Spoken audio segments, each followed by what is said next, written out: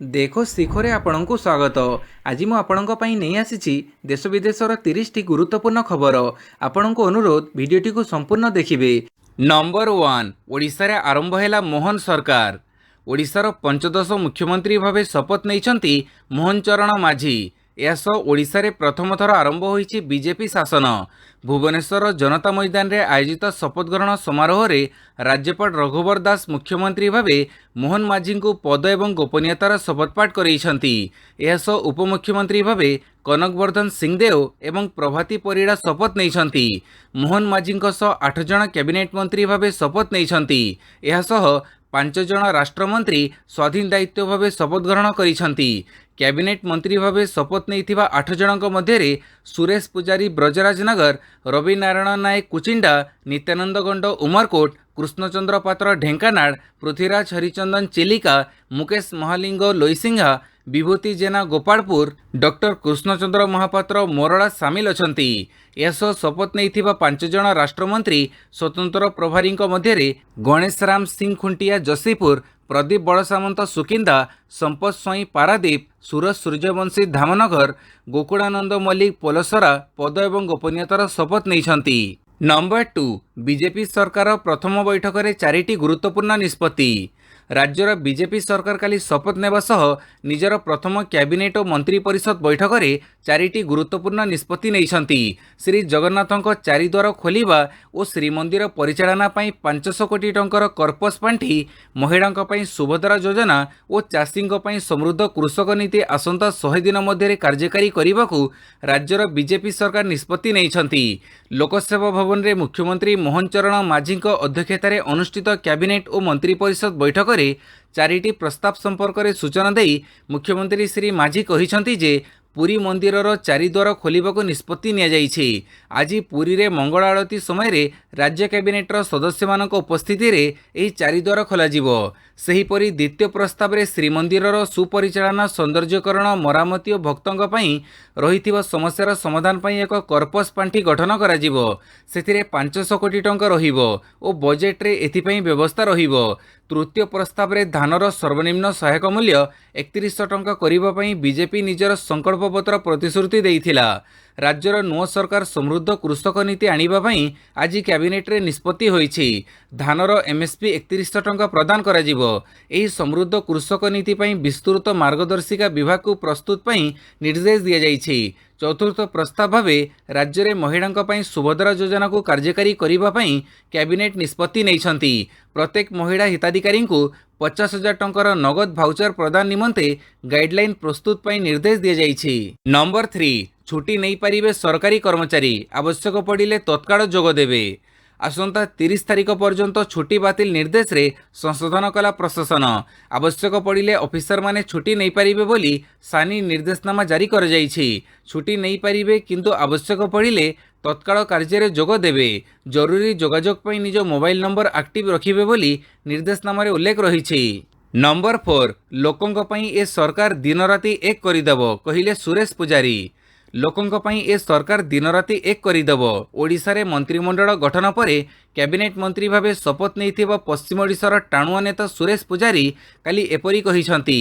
से आहुरी कहिसंती ओडिशावासी को बीजेपी सरकार केबे हेले निराश करिबो नाही। ब्रजराज नगर विधायक सुरेश पुजारी कहिसंती आज बसिबाकू जाउथिबा कैबिनेट परे सबकिछि जणैबू, हेले गोटिए कथा सत जे बीजेपी केबे हेले ओडिशावासी को निराश करिबनी। ओडिशार अस्मिता, अभिमान और ओडिशार परिचय परे हेउथबा कोठारघात आउर करिबाकू दिया जीवनी। ओडिशा को विश्व दरबार रे पहुंचैबू। ओडिशा को एक समृद्धशाली ओडिशा रे परिणत करिबू। विकसित ओडिशा, समृद्ध ओडिशा, आत्मनिर्भर ओडिशा, क्षुधामुक्त ओडिशा, बेकारी मुक्त ओडिशा गठन करिबू। पाणीपाग सूचना। मौसुमी सक्रिय पई पाग अनुकूल। दक्षिण पश्चिम मौसुमी वायु काली महाराष्ट्र, छत्तीसगढ़ किछि अंचल, संपूर्ण तेलंगाना को स्पर्श करिछि। आगामी 3 रु 4 दिन मध्य ओडिशार किछि अंचल समेत आंध्र उपकूल और बंगोपसागर उत्तर पश्चिम अंचल को स्पर्श करने नहीं पाग अनुकूल रहिथिबा नै आंचलिक पाणीपाग विज्ञान केन्द्र पक्षरु सूचना दिया जाइछि। तेबे मौसुमी स्पर्श करिबा पर्यंत ओडिशा रे ग्रीष्म प्रवाह जारी रहिबो। आसंता 24 घंटा मध्य बलांगीर, नुआपड़ा, बरगढ़, झारसुगुड़ा, सुंदरगढ़, मयूरभंज जिले में ग्रीष्म प्रवाह और उपकूल ओडिशा रे गरम सह गुड़ुगुड़ी अनुभूत हेब। उत्तर एवं आभ्यंतरीण ओडिशारे कालबैशाखी जनित वर्षा सह घंटा प्रति 30 रु 40 किलोमीटर बेगरे पवन होइपारे। 15 तारिख ठारू पागरे परिवर्तन होइपारे। ग्रीष्म प्रभाव सामान्य कमिब सह कालबैशाखी हेब। नंबर 6 गुरुवार इटाली जीवे मोदी। प्रधानमंत्री नरेंद्र मोदी गुरुवार अर्थात जून 13 गुरुवार दिन इटाली जीवे। तृतीय थर पर केन्द्र में एनडीए सरकार गठन पर यह प्रधानमंत्री मोदींकर प्रथम वैदेशिक यात्रा हेब। जून 14 इटाली रे हेबाकु थिबा G7 सम्मेलन रे प्रधानमंत्री जोग देबे। प्रधानमंत्री मोदी व्यतीत विश्वर अनेक बड़ देशर मुख्य माने एही सम्मेलन रे अंशग्रहण करिवे। नंबर 7 चारि वर्ष रे सांबादिकों को मिलिला अनुमति। बीजेडी सरकार लगेइथिला कटकणा। काली राज्य में बीजेपी सरकार कार्य आरंभ करिवार मात्र 1 घंटा मध्य लोकसेवा भवन अर्थात राज्य सचिवालय को सांबादिक मानक पई उन्मुक्त कर जाइछि। सांबादिक माने काली संध्यारे लोकसेवा भवन को प्राय 4 वर्ष पर प्रवेश अनुमति पाइछंती। बीजेडी सरकार द्वारा 2020 मार्च मासरे लोकसेवा भवन को सांबादिक मानक प्रवेश उपर कटकणा जारी होइथिला। बारंबार दाबी सत्वे सरकार सेतिप्रति भ्रूक्षेप करिनथिले। नंबर 8 एथर 2 दिन होइपारे श्री गुंडीचा यात्रा। 53 वर्ष पर 13 दिन अणसर नीति। 53 वर्ष पर चलित वर्ष 15 दिन बदल 13 दिन अणसर पड़ी। जो दिन नेत्रोत्सव सही दिन नवयौवन दर्शन और श्री गुंडीचा यात्रा यह अड़ुआ स्थिति उपजी। हाथ में 2 दिन कम थिबारु नीतिकांति को नहीं चिंतार पड़ती सेवायत। 13 दिन भितर सबू नीतिकांति करने संभव नथिबारु विशेषकर गोटे दिन में नेत्रोत्सव पहंडी लगी सेनापटा ओ कुसुमी लगी आदि थिबारु सेवायतों चिंता बढ़ी। सम परिमाण में उभय श्रीमंदिर प्रशासन और जिला प्रशासन भी चिंता बढ़ी। एभली अड़ुआ स्थिति रे चलित वर्ष गोटे दिन में श्री गुंडीचा यात्रा संभव नथिबारु यह 2 दिन चलिबो बोली सेवायत माने मत देइछंती। नंबर 9 आंध्र रे नायडू सरकार। मुख्यमंत्री भावे शपथ नेले टीडीपी सुप्रीमो। आंध्र रे कालीठू नायडू सरकार मुख्यमंत्री भावे शपथ नहीं तेलुगुदेशम पार्टी मुख्य एन चंद्रबाबू नायडू। चतुर्थ थर पर राज्य मुख्यमंत्री भावे शपथ ग्रहण करिसेंती। सेही बड़ी अभिनेतारू नेता साजिथिबा पवन कल्याण उपमुख्यमंत्री भावे शपथ नहीं। पवन कल्याण सह नारा लोकेश मध्य आज शपथ नहीं। नंबर 10 पुणी इतिहास कला स्टॉक मार्केट। 23,420 सह शिखर छुईला निफ्टी। स्टॉक बजार खोलिबार 1 घंटा पूर्व नुआ शिखर छुईछि एनएसई। यह निफ्टी 23,420.35 एक नूतन रेकर्ड सृष्टि करिछि। एहार पूर्व सर्वोच्च स्तर 23,411.90 अतिक्रम करिछि। अवश्य सेंसेक्स एपर्यंत एक नूतन शिखर छुई पारिनी। काली यह 76,976.73 उच्चतार पहुंची, जहाँ यार उच्च स्तर 77,079 ठारू किछि पॉइंट पछरे अछि। अदानी ग्रुपर शेयर रे वृद्धि जारी रही। 222.52 पॉइंट किंबा 0.29% वृद्धि सहित बीएसई सेंसेक्स 76,679 स्तर में खोली। एनएसई रो निफ्टी 79.60 पॉइंट किंबा 0.34% वृद्धि सह 23,384 स्तर में खोली। नंबर 11 बीजेडी सुप्रीमो नवीन पट्टनायक को भेटिले मोहन माझी।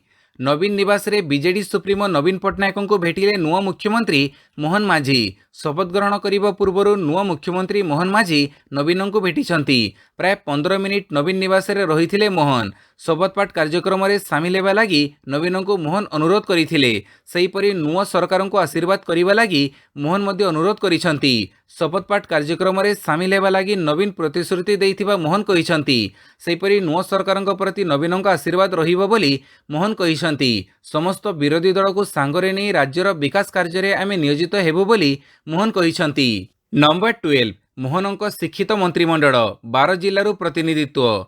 आज राज्य में बीजेपी सरकार जुग आरंभ होईछि। जनता मैदान रे आयोजित भव्य समारोह रे बीजेपी विधायक दल नेता मोहन चरण माझी काली राज्यर प्रथम बीजेपी मुख्यमंत्री भावे पद गोपनीयतार शपथ नहीं। तांको सह 2 जण उपमुख्यमंत्री कनकवर्धन सिंहदेव और प्रभाती परिड़ा 8 जण कैबिनेट मंत्री और 5 जण राष्ट्रमंत्री स्वाधीन दायित्व शपथ नहीं। तेबे मंत्रिमंडल रे मोट 12टी जिल्लारू प्रतिनिधित्व मिलिथिबा बेले प्रथम थर जीतिथिबा 7 जण को मंत्री पद मिलिछि। एकमात्र महिला भावे मंत्रिमंडल रे सामिल थिबा उपमुख्यमंत्री श्रीमती परिड़ा को मिसेले प्रथम थर जीति मंत्री होइथिबा विधायकों संख्या 8 को वृद्धि पाइछि। मुख्यमंत्री को मिसई मोट 4 जण अनुसूचित जनजातिर एवं 2 जण अनुसूचित जातिवर्गर रहिछंती। नंबर 13 कुवेत रे श्रमिक शिविर रे निया लागि 40 भारतीय मृत। କୁଏତର ଦକ୍ଷିଣ ମାଙ୍ଗ ଅଞ୍ଚଳରେ ଥିବା ଏକ ବିଲ୍ଡିଂରେ ଭୟଙ୍କର ଅଗ୍ନିକାଣ୍ଡ ଘଟିଛି। ଘଟଣାରେ 40 ଭାରତୀୟଙ୍କ ମୃତ୍ୟୁ ହୋଇଛି। ଅନ୍ୟପଟେ ପ୍ରାୟ 90 ଜଣ ଭାରତୀୟଙ୍କୁ ଉଦ୍ଧାର କରାଯାଇଛି। ରିପୋର୍ଟ ଅନୁସାରେ ବୁଧବାର ଅପରାହ୍ନ 4:30ରେ ଏକ ଶ୍ରମିକ ଶିବିରରେ ଥିବା ରୋଷେଇ ଘରେ ନିଆଁ ଲାଗିଥିଲା।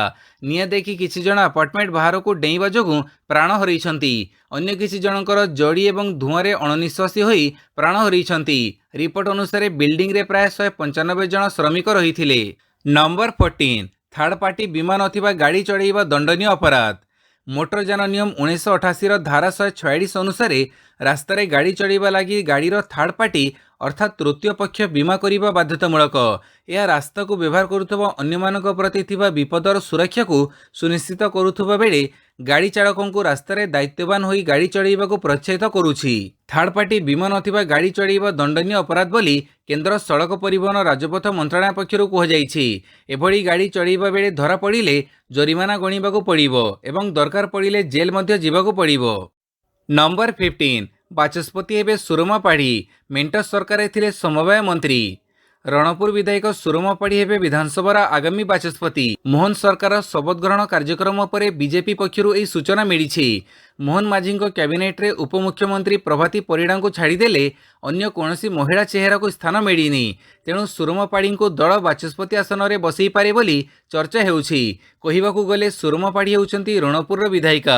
ଗତ 2004 ମସିହାରେ ରାଜ୍ୟରେ ବିଜେପି ମେଣ୍ଟ ସରକାର ଥିବା ସମୟରେ ସେ ସମବାୟ ମନ୍ତ୍ରୀ ଭାବେ ମଧ୍ୟ କାମ କରିଥିଲେ। ହେଲେ ଏହା ପରଠୁ ସେ ଲଗାତାର ନିର୍ବାଚନରେ ହାରି ଆସୁଥିଲେ। ନମ୍ବର 16 ଆଗାମୀ ବର୍ଷରୁ ସହଜ ହେବ ଚାରିଧାମ ଯାତ୍ରା। ତୀର୍ଥଯାତ୍ରୀଙ୍କୁ ମିଳିବ ଟ୍ରେନ୍ ସୁବିଧା। ଆଗାମୀ ବର୍ଷରୁ ଚାରିଧାମ ଯାତ୍ରା ଆହୁରି ସହଜ ହେବ। ତୀର୍ଥଯାତ୍ରୀଙ୍କୁ ବସ୍ରେ କ୍ରାନ୍ତିଦାୟକ ଯାତ୍ରାରୁ ମିଳିବ ମୁକ୍ତି। ଏଥିପାଇଁ ଭାରତୀୟ ରେଳ ପୁରା ଯାତ୍ରା ଯୋଜନା ପ୍ରସ୍ତୁତ କରିସାରିଲେଣି।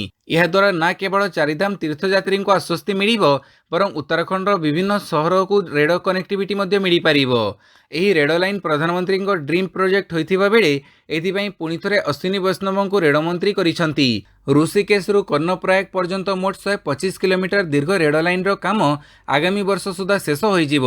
ଏହି ପୁରା ରୁଟ୍ରେ 105 କିଲୋମିଟର ରୁଟ୍ ଟନେଲ ଦେଇଯିବ। ଏଥିପାଇଁ 70% ଟନେଲର ନିର୍ମାଣ କାମ ଶେଷ ହୋଇଗଲାଣି। ନମ୍ବର 17 ଖୋର୍ଦ୍ଧାର ନବନିର୍ବାଚିତ ବିଧାୟକ ପ୍ରଶାନ୍ତ ଜଗଦେବଙ୍କୁ ମିଳିଲା ଜାମିନ। ହାଇକୋର୍ଟ ପ୍ରଶାନ୍ତ ଜଗଦେବଙ୍କୁ ନିୟମିତ ଜାମିନ ପ୍ରଦାନ କରିଛନ୍ତି। ଜାମିନ ଉପରେ ନିମ୍ନ ଅଦାଲତ ସର୍ତ୍ତ ସ୍ଥିର କରିବେ। ପୂର୍ବରୁ ଖୋର୍ଦ୍ଧା ଅତିରିକ୍ତ ଜିଲ୍ଲା ଦୌରା ଜଜ୍ ପ୍ରଶାନ୍ତଙ୍କୁ ଅନ୍ତରୀଣ ଜାମିନ ପ୍ରଦାନ କରିଥିଲେ। ପୁତ୍ରଙ୍କ ଶୁଦ୍ଧିକ୍ରିୟା ପାଇଁ ପ୍ରଶାନ୍ତଙ୍କୁ ସର୍ତ୍ତମୂଳକ ଜାମିନ ମିଳିଥିଲା। ସେ 9, 10, 11 ତାରିଖ 3 ଦିନ ପାଇଁ ଜାମିନରେ ଆସିଥିଲେ। ନମ୍ବର 18 ଗ୍ରାହକଙ୍କୁ IRDAIର ସ୍ୱାଧୀନତା। ଯେକୌଣସି ସମୟରେ କ୍ୟାନସଲ କରିପାରିବେ ପଲିସି। ସମଗ୍ର ଦେଶରେ କୋଟି କୋଟି ବୀମା ପଲିସିଧାରୀଙ୍କ ପାଇଁ ଖୁସି ଖବର ଆସିଛି। ବୀମା ନିୟାମକ ସଂସ୍ଥା ବୀମା ନିୟାମକ ଏବଂ ଭାରତୀୟ ବିକାଶ ପ୍ରାଧିକରଣ ଲୋକମାନଙ୍କୁ ଆଶ୍ୱସ୍ତି ଦେଇଛନ୍ତି। ବୀମା ନିୟାମକ ସଂସ୍ଥା କହିଛି ଯେ ଖୁଚରା ପଲିସିଧାରୀମାନେ ବୀମା କମ୍ପାନୀକୁ ସୂଚନା ଦେଇ ପଲିସି ଅବଧି ସମୟରେ ଯେକୌଣସି ସମୟରେ ବୀମା ପଲିସି କ୍ୟାନସଲ କରିପାରିବେ ଏବଂ ଅବଶିଷ୍ଟ ପଲିସି ଅବଧି ପାଇଁ ଫେରସ୍ତ ପାଇପାରିବେ। ବୀମା କ୍ଷେତ୍ରରେ ଅନେକ ସଂସ୍କାର ଘୋଷଣା କରି IRDAI କହିଛନ୍ତି ଯଦି ବୀମାଭୁକ୍ତ ବ୍ୟକ୍ତି ପଲିସି ବାତିଲ କରନ୍ତି ତେବେ ତାଙ୍କୁ ବାତିଲ ହେବାର କାରଣ ସମ୍ପର୍କରେ ସୂଚନା ଦେବାକୁ ପଡ଼ିବ ନାହିଁ। ନମ୍ବର 19 ଟ୍ୟାଙ୍କର ମାଫିଆଙ୍କୁ ଦୁର୍ନୀତି ନେଇ ରାଜ୍ୟପାଳଙ୍କୁ ଚିଠି ଲେଖିଲେ ଆତିଶି। ଦିଲ୍ଲୀର ଜଳମନ୍ତ୍ରୀ ଅତିଶି ଉପରାଜ୍ୟପାଳ ବିନୟ କୁମାର ସକ୍ସେନାଙ୍କୁ ଟ୍ୟାଙ୍କର ମାଫିଆ ପ୍ରସଙ୍ଗରେ ଚିଠି ଲେଖିଛନ୍ତି। ଏଥିରେ ସେ କହିଛନ୍ତି ଯେ ଟ୍ୟାଙ୍କର ମାଫିଆ ସହିତ ଦିଲ୍ଲୀ ସରକାରଙ୍କ ବରିଷ୍ଠ ଅଧିକାରୀଙ୍କ ସମ୍ପର୍କ ରହିଛି, ଯାହାକୁ ଯାଞ୍ଚ କରିବାର ଆବଶ୍ୟକତା ରହିଛି। ଅତିଶି କହିଛନ୍ତି ଯେ ଜାନୁଆରୀ 2023ରେ ଦିଲ୍ଲୀବାସୀଙ୍କୁ ପାଣି ଯୋଗାଇ ଦେବାକୁ 1179 ଟ୍ୟାଙ୍କର ନିୟୋଜିତ କରାଯାଇଥିଲା ଏବଂ ଜୁନ୍ 2023ରେ ଏହି ସଂଖ୍ୟା 1203 ଥିଲା। ଜାନୁଆରୀ 2024ରେ ବିନା ଅନୁମତିରେ 888କୁ ହ୍ରାସ ପାଇଥିଲା। ଏହା ସହିତ ସେ ଦିଲ୍ଲୀର ମୁନକ କେନାଲରେ ପେଟ୍ରୋଲିଂ ପାଇଁ SP ସ୍ତରର ପୋଲିସ ଅଧିକାରୀମାନଙ୍କୁ ନିୟୋଜିତ କରାଯାଉ ବୋଲି ସେ ଦାବି କରିଛନ୍ତି। ସେ ଚିଠିରେ ଉଲ୍ଲେଖ କରିଛନ୍ତି ଯେ ତାଙ୍କର ସନ୍ଦେହ ହେଉଛି ଯେ ଏହି କେନାଲରୁ ପ୍ରଚୁର ପାଣି ଅବୈଧ ଭାବରେ ଟ୍ୟାଙ୍କରରେ ନିଆଯାଉଛି। ନମ୍ବର 20 ମୋଦିଙ୍କ ଇଟାଲୀ ଗସ୍ତ ପୂର୍ବରୁ ଖଲିସ୍ତାନୀ ଭାଙ୍ଗିଲେ ମହାତ୍ମା ଗାନ୍ଧୀଙ୍କ ମୂର୍ତ୍ତି। ଇଟାଲୀରେ ମହାତ୍ମା ଗାନ୍ଧୀଙ୍କ ଏକ ମୂର୍ତ୍ତିକୁ ଖଲିସ୍ତାନୀ ସମର୍ଥକମାନେ ଭାଙ୍ଗି ଦେଇଛନ୍ତି। କିଛି ଘଣ୍ଟା ପୂର୍ବରୁ ଏହି ମୂର୍ତ୍ତିକୁ ଉଦ୍ଘାଟନ କରାଯାଇଥିଲା। ମୂର୍ତ୍ତି ଭଙ୍ଗାରୁଜା କରିବା ସହିତ ଖଲିସ୍ତାନୀ ଆତଙ୍କବାଦୀ ହରଦୀପ ସିଂ ନିଜ୍ଜର ସମ୍ପର୍କିତ କିଛି ବିବାଦୀୟ ବୟାନ ମଧ୍ୟ ଦେଇଛନ୍ତି। ଏହି ଘଟଣା G7 ଶିଖର ସମ୍ମିଳନୀର କିଛି ଦିନ ପୂର୍ବରୁ ହୋଇଛି, ଯେଉଁଥିପାଇଁ ପ୍ରଧାନମନ୍ତ୍ରୀ ନରେନ୍ଦ୍ର ମୋଦି ମଧ୍ୟ ଅଂଶଗ୍ରହଣ କରିବାର କାର୍ଯ୍ୟକ୍ରମ ରହିଛି। 50ତମ G7 ଶିଖର ସମ୍ମିଳନୀ ଇଟାଲୀରେ ଜୁନ୍ 14 ତାରିଖରେ ଆରମ୍ଭ ହେବ। ପ୍ରଧାନମନ୍ତ୍ରୀ ମୋଦି ଅପୁଲିଆରେ ଅନୁଷ୍ଠିତ ହେବାକୁ ଥିବା ସମ୍ମିଳନୀରେ ଯୋଗ ଦେବେ। ନମ୍ବର 21 ହଦଗଡ଼ ଡ୍ୟାମ୍ରେ ବୁଡ଼ି 2 ଇଞ୍ଜିନିୟରିଂ ଛାତ୍ର ମୃତ। କେନ୍ଦୁଝର ଜିଲ୍ଲା ଆନନ୍ଦପୁର ଉପଖଣ୍ଡ ସୋସୋ ଥାନା ଅଧୀନ ସାଳନ୍ଦୀ ନଦୀ ହଦଗଡ଼ ଡ୍ୟାମ୍ରେ ଗାଧୋଉଥିବା ବେଳେ 2 ଜଣ ଛାତ୍ର ପାଣିରେ ବୁଡ଼ି ପ୍ରାଣ ହରାଇଥିବା ସୂଚନା ମିଳିଛି। ତେବେ ଏହି 2 ଜଣଙ୍କର ପ୍ରକୃତ ପରିଚୟ ଜଣାନପଡ଼ିଥିବା ବେଳେ ଏମାନେ ଭଦ୍ରକ ଜିଲ୍ଲା ଅଧୀନ ଏକ ଇଞ୍ଜିନିୟରିଂ କଲେଜର ଛାତ୍ର ବୋଲି କୁହାଯାଉଛି। ସୋସୋ ଥାନା ଅଧିକାରୀ ବିଜୟ ବିହାରୀ କହିଛନ୍ତି 2 ଜଣ ଗାଧୋଉଥିବା ବେଳେ ପାଣିରେ ବୁଡ଼ି ପ୍ରାଣ ହରାଇଛନ୍ତି, କିନ୍ତୁ ସେମାନଙ୍କ ପ୍ରକୃତ ପରିଚୟ ମିଳିପାରି ନାହିଁ। ଘଟଣାସ୍ଥଳରେ ପାଣିରେ ଭାସୁଥିବା ମୃତଦେହକୁ ଅଗ୍ନିଶମ ବିଭାଗ ଆସିବା ପରେ ଉଦ୍ଧାର କରାଯିବ। ନମ୍ବର 22 ଲାଲକିଲ୍ଲା ଆକ୍ରମଣର ଦୋଷୀର ମର୍ସି ପିଟିସନ୍ ରାଷ୍ଟ୍ରପତିଙ୍କ ଦ୍ୱାରା ଖାରଜ। ଲାଲକିଲ୍ଲା ଆକ୍ରମଣ ମାମଲାରେ ଦୋଷୀ ସାବ୍ୟସ୍ତ ପାକିସ୍ତାନୀ ଆତଙ୍କବାଦୀ ମହମ୍ମଦ ଆରିଫ ଓରଫ ଅଶଫାକର ଦୟା ନିବେଦନ ଅର୍ଥାତ୍ ମର୍ସି ପିଟିସନ୍କୁ ରାଷ୍ଟ୍ରପତି ଦ୍ରୌପଦୀ ମୁର୍ମୁ ଖାରଜ କରିଦେଇଛନ୍ତି। ପାଖାପାଖି 24 ବର୍ଷ ପୁରୁଣା ମାମଲାରେ ସୁପ୍ରିମକୋର୍ଟ ପାକିସ୍ତାନୀ ଆତଙ୍କବାଦୀଙ୍କୁ ଦୋଷୀ ସାବ୍ୟସ୍ତ କରିବା ସହ ଫାଶୀ ଦଣ୍ଡାଦେଶ କରିଥିଲେ। 3 ନଭେମ୍ବର 2022ରେ ସୁପ୍ରିମକୋର୍ଟ ମହମ୍ମଦ ଆରିଫର ରିଭ୍ୟୁ ପିଟିସନ୍ ଖାରଜ କରିଦେଇଥିଲେ ଓ ତାକୁ ହୋଇଥିବା ମୃତ୍ୟୁ ଦଣ୍ଡାଦେଶ ପୁଷ୍ଟି କରିଥିଲେ। 25 ଜୁଲାଇ 2022ରେ ଦ୍ରୌପଦୀ ମୁର୍ମୁ ରାଷ୍ଟ୍ରପତି ଭାବେ ଅବସ୍ଥାପିତ ହେବା ପରଠାରୁ ଏହାକୁ ମିଶାଇ ଏପର୍ଯ୍ୟନ୍ତ 2ଟି କ୍ଷମା ନିବେଦନକୁ ଅଗ୍ରାହ୍ୟ କରିଛନ୍ତି। ନମ୍ବର 23 ବର୍ଷକରେ 8% ବଢ଼ିଲାଣି ଗହମ ଦର, ବଢ଼ିପାରେ ଆଉ 7%। ବର୍ଷକରେ ଗହମ 8% ମହଙ୍ଗା ହେଲାଣି। କେବଳ ଗତ 15 ଦିନରେ ବଢ଼ିଛି 7%। ଆଗାମୀ 15 ଦିନରେ ଆଉ 7% ବଢ଼ିପାରେ ବୋଲି ଏବେ ଆଶଙ୍କା କରାଗଲାଣି। ଉଲ୍ଲେଖଯୋଗ୍ୟ ଯେ ସରକାରୀ ଭଣ୍ଡାରମାନଙ୍କରେ ପ୍ରତ୍ୟେକ ସମୟରେ 3 ମାସର ଷ୍ଟକ୍ 138 ଲକ୍ଷ ଟନ୍ ରହିବା ଦରକାର। ତେବେ ଏଥର କ୍ରୟ ଅଧିବେଶନ ଆରମ୍ଭ ହେବା ପୂର୍ବରୁ ଏହି ଷ୍ଟକ୍ ମାତ୍ର 75 ଲକ୍ଷ ଟନ୍ ଥିଲା। ଏହା ପୂର୍ବରୁ 2007-8ରେ ଏହି ଷ୍ଟକ୍ 58 ଲକ୍ଷ ଟନ୍ ଥିଲା। ଅର୍ଥାତ୍ ଏବେ ଗହମ ଷ୍ଟକ୍ର 16 ବର୍ଷର ସର୍ବନିମ୍ନ ସ୍ତର ଅଛି। ରୁଷିଆ ୟୁକ୍ରେନ୍ ଯୁଦ୍ଧ ପରେ ସାରା ବିଶ୍ୱରେ ଗହମର ସରକାରୀ ଷ୍ଟକ୍ ହ୍ରାସ ହେବାରେ ଲାଗିଛି। ନମ୍ବର 24 ଆଗାମୀ 24 ଘଣ୍ଟା ଲାଗି ଜମ୍ମୁରେ ରେଡ୍ ଆଲର୍ଟ, ଆତ୍ମଘାତୀ ଆକ୍ରମଣ କରିପାରନ୍ତି ଆତଙ୍କବାଦୀ। ଜମ୍ମୁ ସମ୍ଭାଗର ରାଜୌରୀ ଓ ଜମ୍ମୁ ଜିଲ୍ଲାରେ ଆତଙ୍କବାଦୀ ଆତ୍ମଘାତୀ ଆକ୍ରମଣ କରିପାରନ୍ତି। ଏଣୁ ସୁରକ୍ଷାର ସବୁ ଏଜେନ୍ସିକୁ ସତର୍କ କରାଯାଇଛି। ପୋଲିସ, ସିଆର୍ପିଏଫ୍, ସେନା, ଏସ୍ଓଜି ସମେତ ଅନ୍ୟ ଏଜେନ୍ସିମାନଙ୍କୁ ମଧ୍ୟ ଏ ବାବଦରେ ସତର୍କ କରାଯାଇଛି। ଆଗାମୀ 24 ଘଣ୍ଟା ପର୍ଯ୍ୟନ୍ତ ଫୋର୍ସକୁ ରେଡ୍ ଆଲର୍ଟରେ ରଖାଯାଇଛି। ବିଶେଷ ଇନପୁଟ ଆଧାରରେ ପୋଲିସକୁ ଏହି ସୂଚନା ମିଳିଛି। ଆତଙ୍କବାଦୀ ଆତ୍ମଘାତୀ ଆକ୍ରମଣ କରିବା ପାଇଁ ଯୋଜନା କରିଛନ୍ତି। ସେମାନେ ରାଜୌରୀ ଜିଲ୍ଲାର ନୌସହରା, ସୁନ୍ଦରବନୀ ଓ ଜମ୍ମୁର ଦୋମାନା, ଅଖନୁର କ୍ଷେତ୍ରରେ ଏହି ଆକ୍ରମଣ କରିପାରନ୍ତି। ଏଣୁ ଏହାକୁ ନେଇ ସତର୍କ ରହିବାକୁ କୁହାଯାଇଛି। ନମ୍ବର 25 ଉତ୍ତରପ୍ରଦେଶ ବିଧାନସଭାର 2 ବିଧାୟକ ଆସନ ହେଲା ଖାଲି। ଉତ୍ତରପ୍ରଦେଶର 2 ବିଧାନସଭା ଆସନ ଫୈଜାବାଦ ଓ କରହଲ ଖାଲି ହୋଇଛି।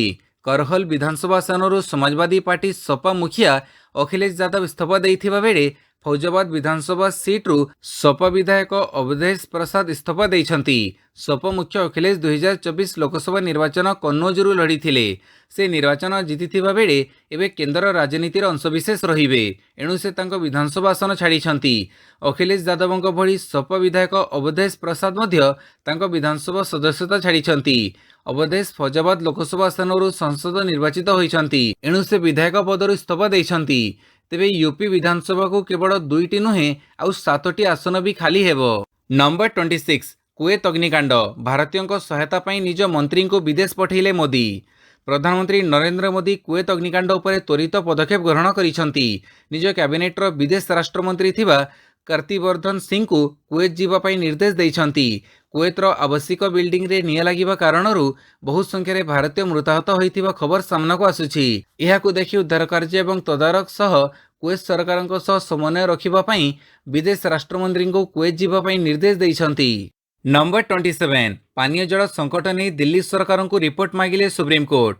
ଗ୍ରୀଷ୍ମର ପ୍ରକୋପ ସହ ଜାତୀୟ ରାଜଧାନୀରେ ପାନୀୟ ଜଳ ସଙ୍କଟ ଗୁରୁତର ରୂପ ଧାରଣ କରିଛି।